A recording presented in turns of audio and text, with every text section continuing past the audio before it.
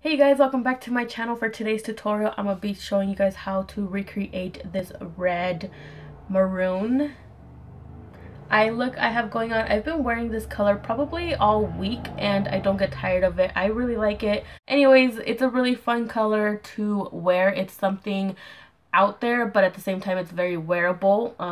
You could wear this to church, someone's baby shower, someone's baptism, all things like that. Your first date maybe. Why does my hair look like I have a mullet? Like, anyways, if you want to see how you could recreate this look yourself, then just keep on watching. Alright, so the eyeshadow palette I'm going to be working off of has to be hands down one of my favorites. And that is the Anastasia Beverly Hills Modern Renaissance palette. You guys, if you guys slept on this palette, I feel so bad for you. And if you can't find it, honestly, I'm sorry, but it's like one of the best fucking eyeshadow palettes she has ever came out with. And I do own, I think, 2 or 3 other ones, but this one hands down has to be one of my favorites. Once our eyeshadow base is set, I'm going to go ahead and use Burnt Orange from this eyeshadow palette. I'm going to take this on a Wet n Wild blending brush. And I'm going to start at the outer corner of my eye and blend it all the way into the inner corner of my eye, blowing it upwards towards my brow bone area. All up in there. And this will be working as our transition shade. So whatever eyeshadow we use on top of here will blend easier. Let me bring this mirror up a little bit more so it's not that bad. Okay, so blending that out. Blending it out.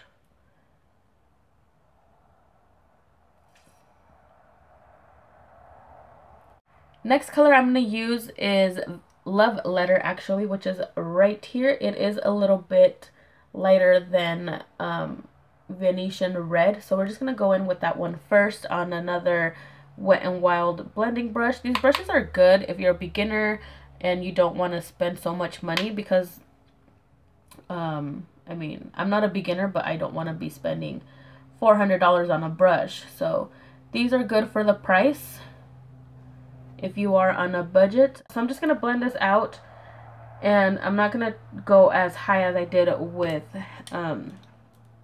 Burnt Orange, but if you do, go ahead and take your brush with no extra product and then just blend everything out and you'll be good to go. To darken things up a little bit more, I'm going to go ahead and take Venetian Red, which is this shade right here. And I'm going to take this on another Wet n Wild brush. I have like 5 or 6 of these, so that's that. And I'm going to take this once again into the outer corner of the eye and blending it into the inner corner. But I'm keeping this one a little bit more in the crease than I would to just go above the crease. I want to deepen it up a little bit so my eyes have a little bit of dimension, because right now they look one whole solid color. So to give us more dimension and make it actually look like we have a crease there, you just want to pop in a darker color into that area and blend everything out. The last shade from the palette that we're taking is going to be Red Ochre, or not, is it Red Ochre? Yes, Red Ochre, which is this burgundy reddish brown color. And I'm going to take this, and with this shade we're just going to apply this on the outer corner of the eye only and kind of blending it into the middle of the eye, but we're not bringing it all the way to the center of your eye socket. If that makes sense. We're just going to keep it on the outside, but you still want to keep everything blended and nice and clean. If things get messy, don't worry, go back in with your first or second or third blending brush, whichever one you want, and blend everything together. Even though this eyeshadow look is not a cut crease, I still do want to clean up the lid area a little bit, so I'm going to do a little bit of the same Master Conceal and just pop in a little bit right here. And then I'm going to take my finger. You could take a brush if you'd like, but I like doing my finger better because it kind of spreads out the product very thinly and it warms it up, but it doesn't give you a harsh line. So I'm just taking my fingers and blending this out. Now to set this base that we used right here, I'm going to go ahead and take Primavera from the same eyeshadow palette right here. It's a lovely shade. A lot of people like using this as a highlight. I don't really like doing that because it's more on the bronzier side, but if it works for you. So what I'm going to do is take this on a flat shader brush and go ahead and set that. I didn't wet this eyeshadow. You can if you would like. I just didn't do it because I don't want something so harsh.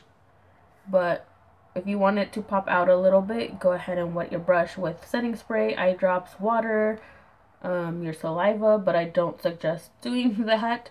Water will work just as fine if you don't have a setting spray.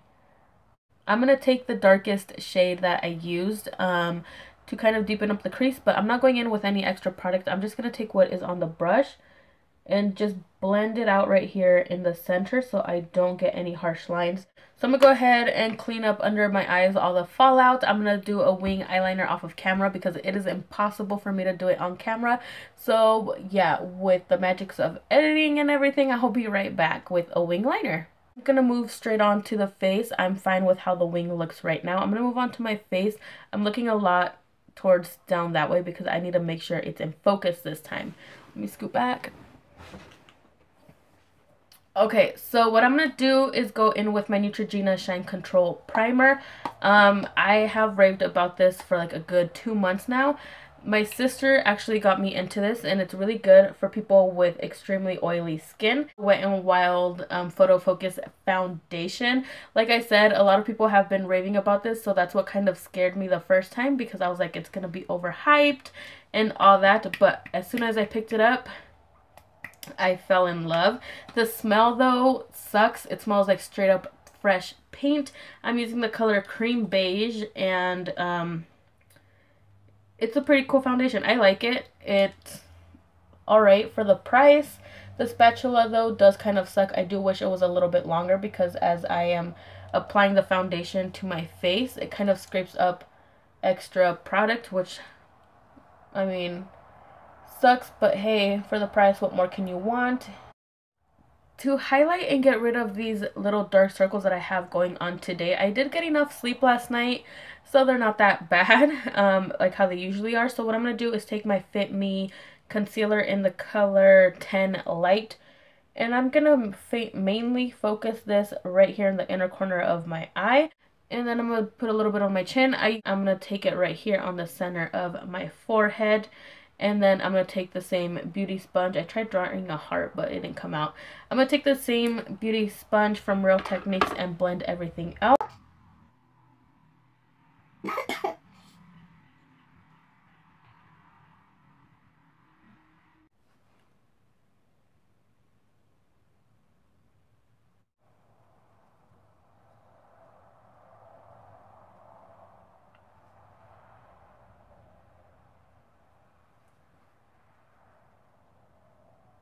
To set all this concealer before I get more creasage, I'm going to go in with the L'Oreal Hydra Perfect translucent setting powder. This one has become easily one of my favorites.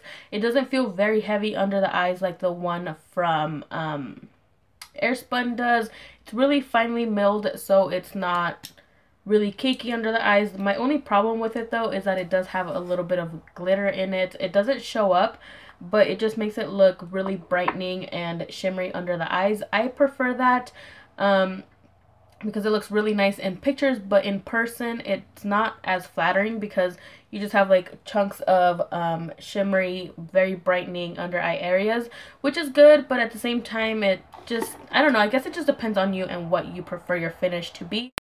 I already went ahead and bronzed up my face, did a little bit of contour and blush, and added some bottom lash liner. I did it off camera because I want to do a separate video on how I bronze and contour and everything. That's coming, I don't know when, but I want to get to it, so I just saved it for that. So now going back into the eyes, I'm going to go ahead and use the same Anastasia Beverly Hills palette, and I'm going to go in with Raw Sienna. The first time I did go in with Burnt Orange, but Raw Sienna is more of a brown color that I prefer. So I'm just going to take this with a small flat shader brush. This is from Royal and Lane Nickel. Take this and kind of blend out the black liner that I applied in the waterline and blend it out with this shadow and bring it down.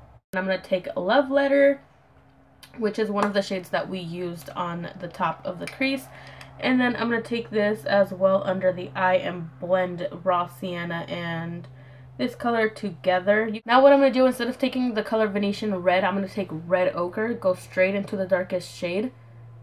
And then I'm going to keep this closer to the lash line instead of blending it downward. Actually, you know what? We're just going to blend this all together. Might as well. For my inner corner highlight, I'm going to take the color Vermeer. It's a pinky shade in the palette. And I'm just going to take this and take it directly into the inner corner of the eye. It's a lovely shade. This is one of my favorite shades to actually highlight my tops of cheekbones with. I don't do it as often because I don't want to hit pan on it. So I'm just going to keep it here in the inner corner of the eye only. I'm going to add some mascara and lashes off of camera and then finish up the look and add my lipstick. So for my highlight, I'm going back in with my trusty old Champagne Pop. If you guys see the lights flickering, I am not sure why they started doing that all of a sudden, but if my face goes in and out of color, that's what it is. I don't know. So I'm just going to take this on a fluffy brush, not a fluffy brush, a fan brush, and just take this on the highest parts of my cheekbones.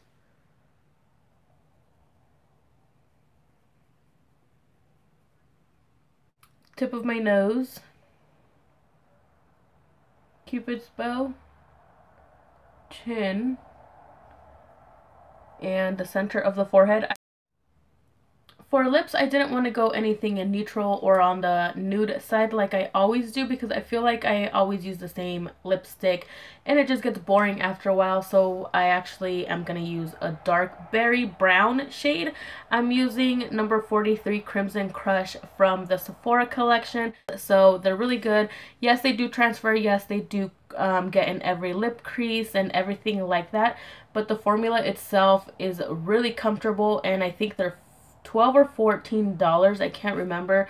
They're really cheap and affordable, and like I said, besides them creasing, I know I'm really picky with liquid lipsticks, but just the formula itself is what knocks all those things out and kind of puts them in like first place compared to other ones that I've tried. So I'm gonna go ahead and apply this. If I didn't already say it, I am using it number 43 Crimson Crush. So I'm just gonna go ahead and apply this.